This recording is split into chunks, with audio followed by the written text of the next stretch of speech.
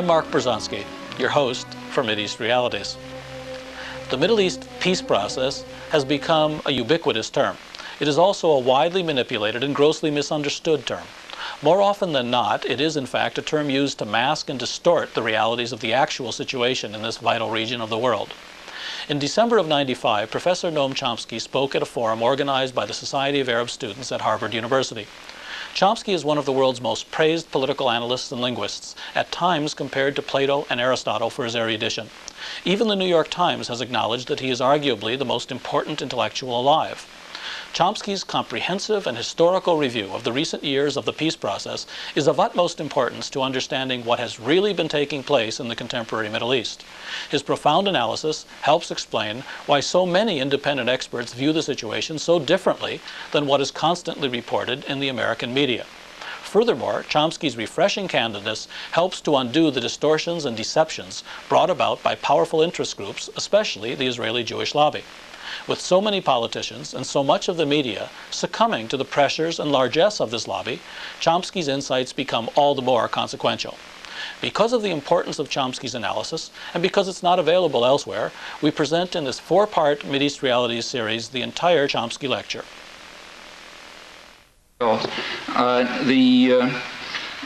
The status of this situation is illustrated rather well by a High Court decision last May, Supreme Court decision last May, not reported here.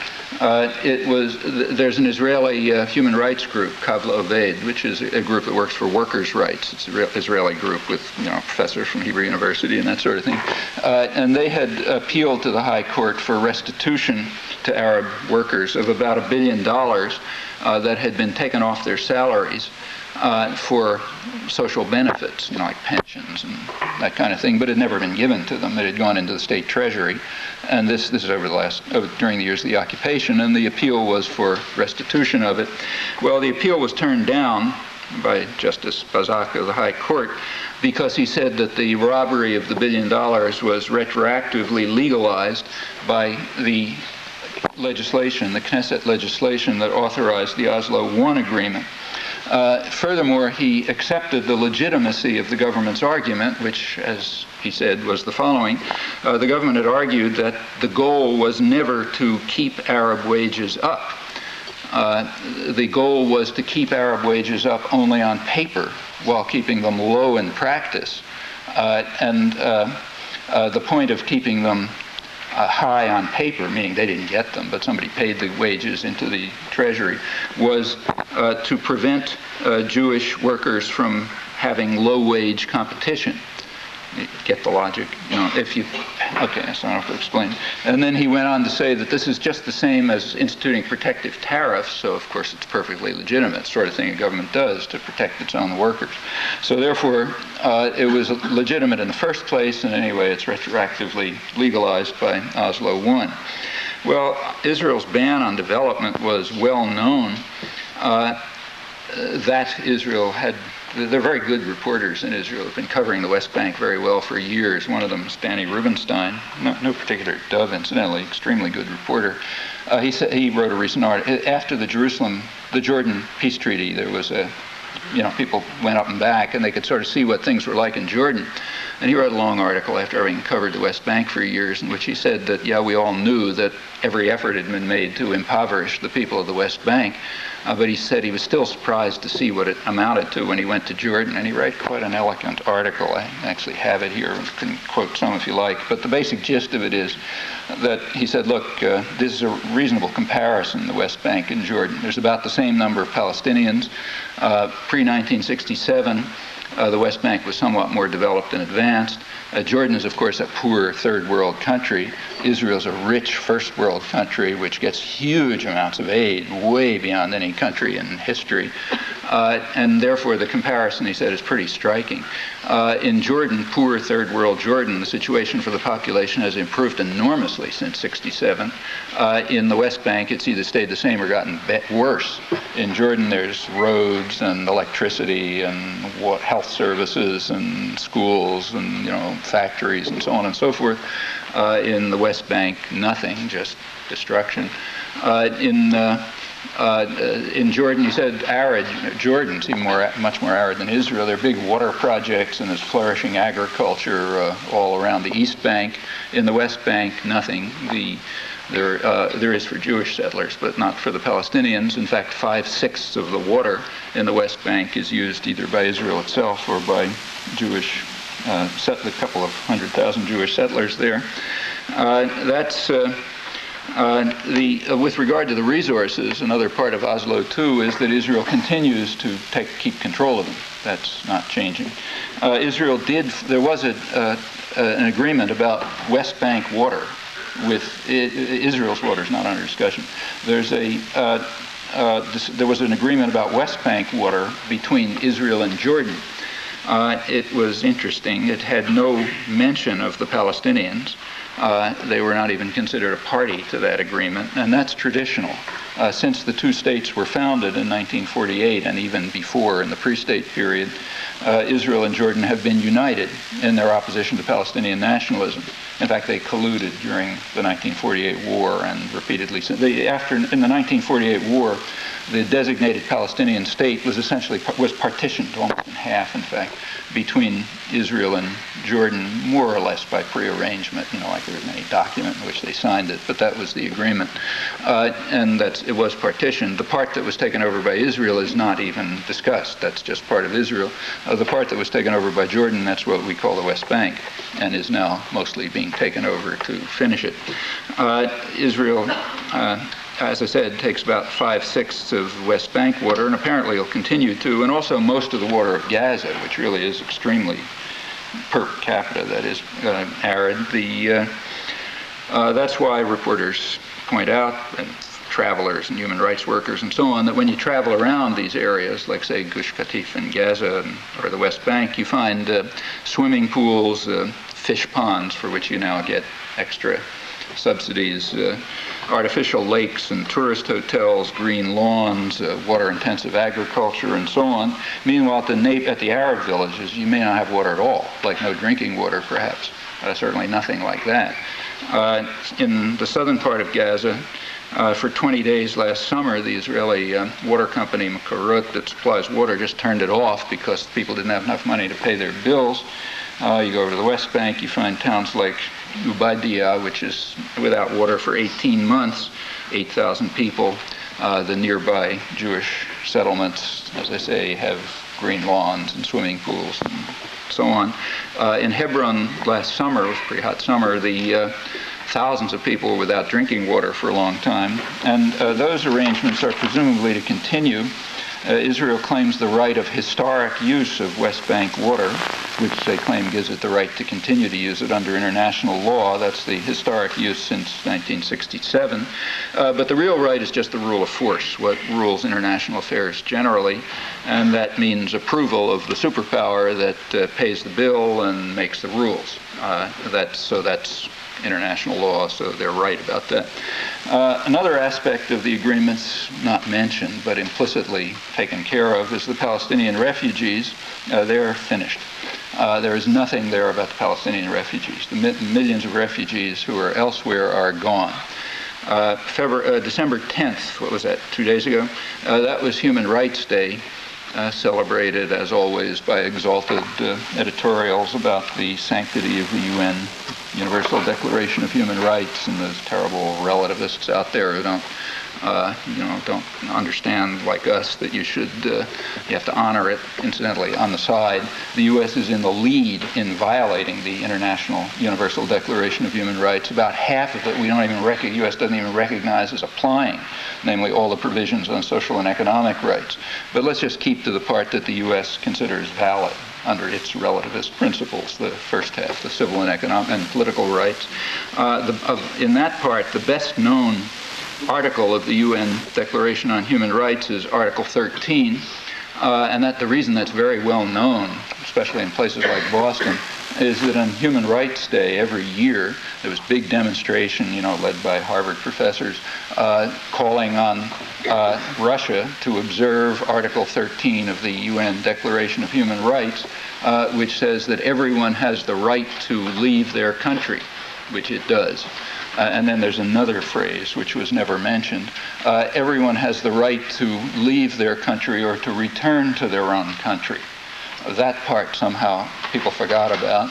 And the reason was that the advocates of the passionate advocates of the Article 13, who were calling on Russia to let the Jews leave, were the most extreme opponents of Article 13. So therefore it was necessary for them and the loyal press and everyone else to refrain from saying that there was another phrase there and to return to their own country.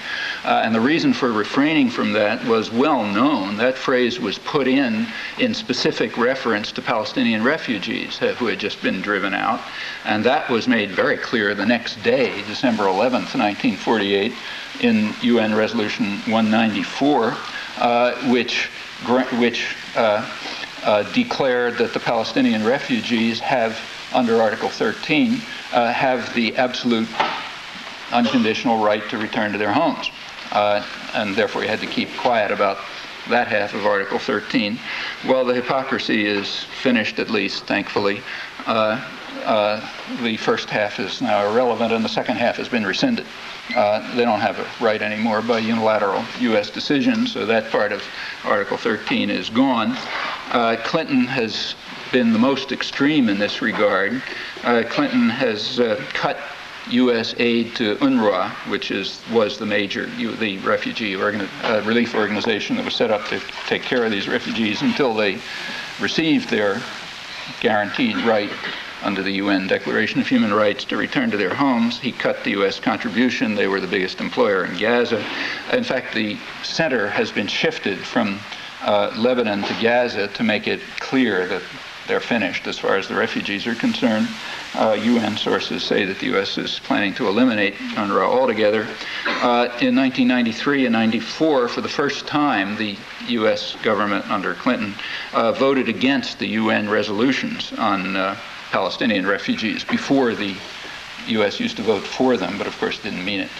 Now it's at least honest. It's just straight voting against them. Again, alone in the world on this.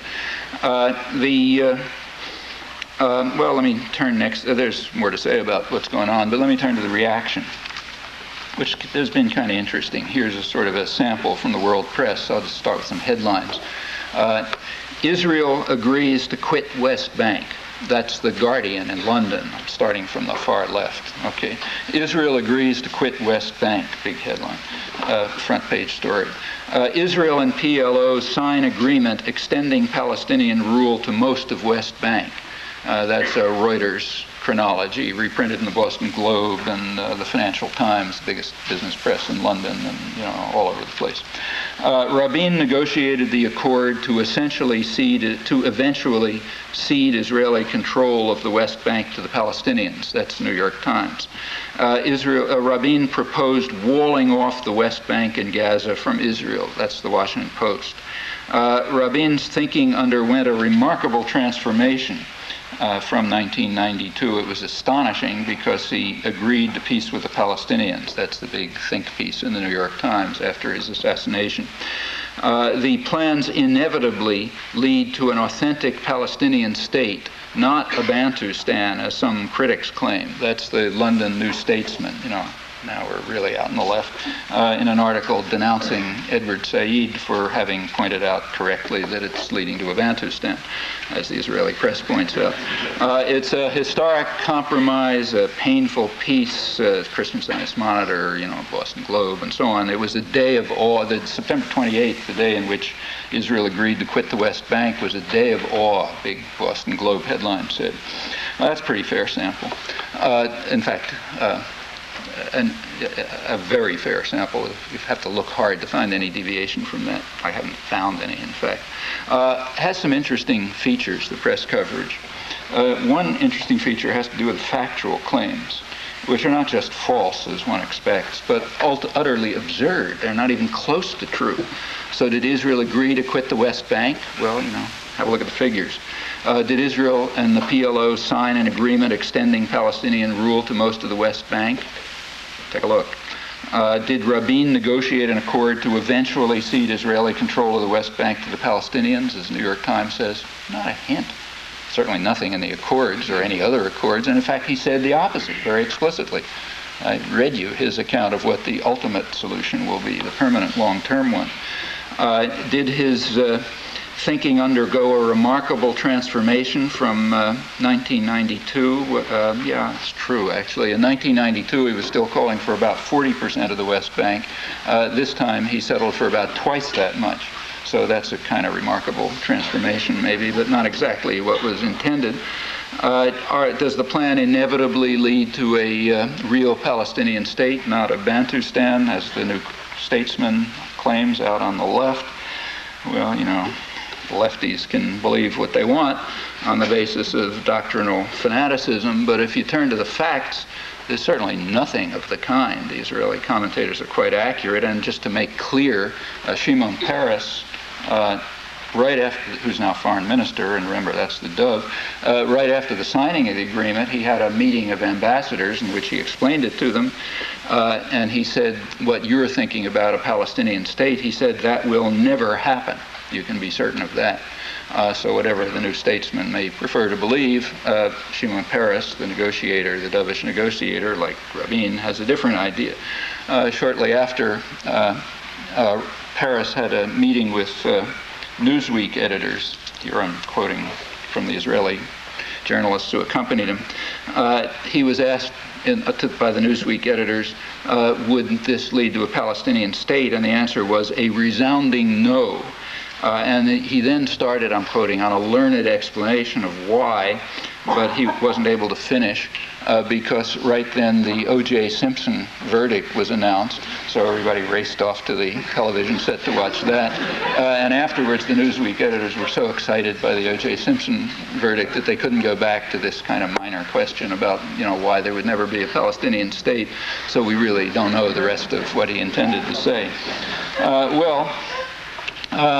Of all of these headlines, there's one that's accurate, namely the Boston Globe one. We should cheer our local talent. The headline that referred to a day of awe is quite correct. The true dimensions of it was a very impressive achievement, what the U.S. carried off. And its true dimensions only become clear if you look a little bit at the background. I don't know, how long have I been talking? Fair, you know, came close to a confrontation between the U.S. and Russia.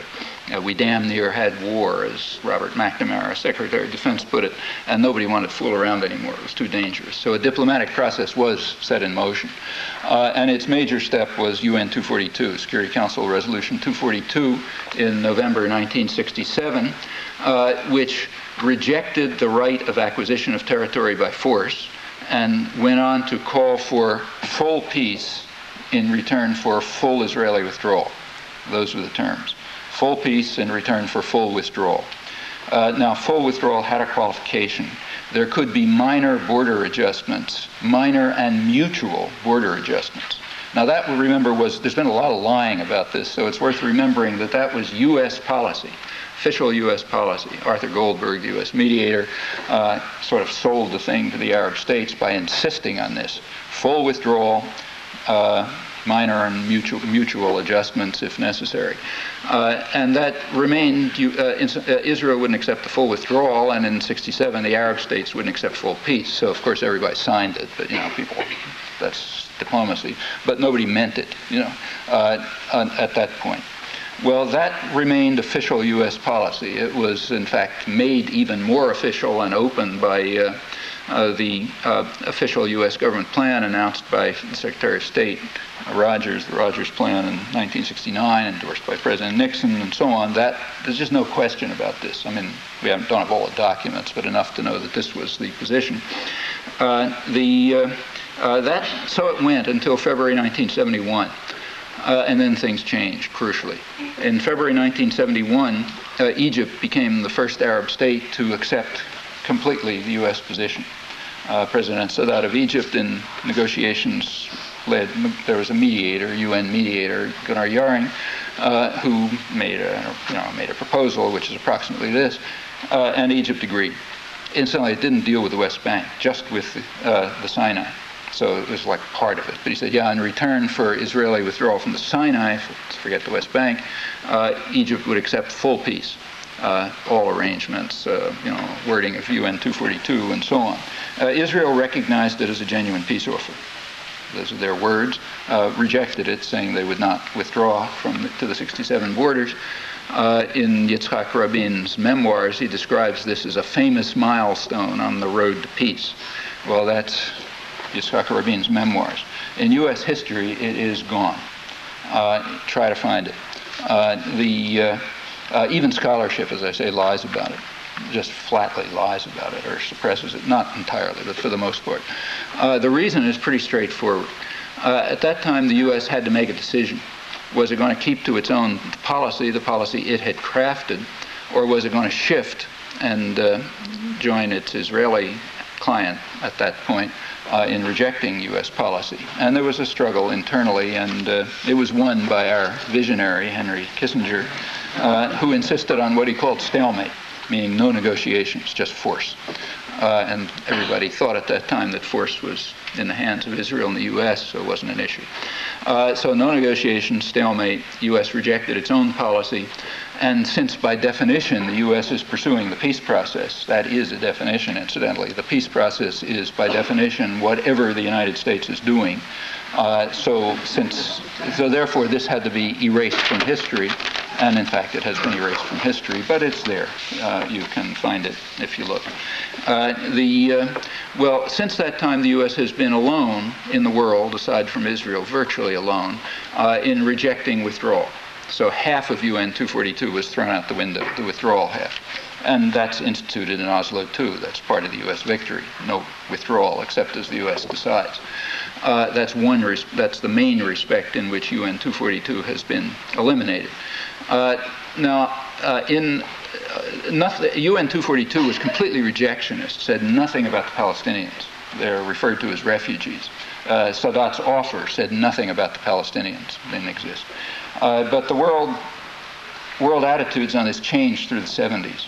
And by the mid-70s, there was a recognition of Palestinian national rights, the rights of the indigenous population. And that reached the UN Security Council in January 1976 in a resolution put forth by the three confrontation states, Syria, Jordan, and Egypt, and backed actually by the whole world, Russia, Eastern Europe, Western Europe, the non-aligned countries, most of the Arab world, the PLO openly, everyone, in fact, except Israel, which rejected it, and the United States, which vetoed it. This was a resolution calling for a settlement along the line, exactly like UN 242, all its wording and everything, except that in the areas that Israel would leave, there would be a Palestinian state. That was the one change from 242. So that was a recognition of Palestinian rights, which the U.S. has opposed. So the U.S. vetoed the resolution. So that's out of history, too. Again, try to find it, even in scholarly literature. And that continued. I won't go on with the rest of the story, but that continued. From then right through till 1990, the United States simply blocked every effort to carry through a diplomatic settlement, whether it was coming from Europe or the non-aligned countries or the Arabs or the PLO or anyone. From the early 80s, it was getting tricky because the PLO was insistently calling for negotiations leading to mutual recognition. And that had to be suppressed in the United States. The New York Times totally suppressed it. In fact, refused even to have a reference to it. It refused even to print letters referring to it, as the foreign editor once actually wrote a Palestinian professor in the Midwest, said, we will not allow letters referring to this. Other newspapers like, San Francisco Herald Tribune and so on, whatever it's called, Herald Examiner, sometimes, had stories about it. But it was getting a little hard to suppress, but still the U.S. continued to do so right through the 80s until it got totally impossible. At that point, in December 1988, the United States was literally becoming an international laughingstock. Literally, because of its flat refusal to recognize, its insistence that Arafat say that word, as Schultz put it, which he'd been saying insistently over and over again. It was becoming kind of a joke. So the U.S. agreed to try to shut them up and put this danger of negotiations aside. The U.S. agreed to what he called a dialogue. The purpose of the dialogue was explained by the visionary Yitzhak Rabin to a delegation of Peace Now leaders who were a little worried about the dialogue. In February 1989, he said, don't worry about it, doesn't mean a thing. He said, the purpose of the dialogue is to give us a year or more to suppress the intifada, the uprising that was then going on, to suppress it by violence and harsh measures, and then the whole business will be over. And everybody was happy with that. And that's indeed what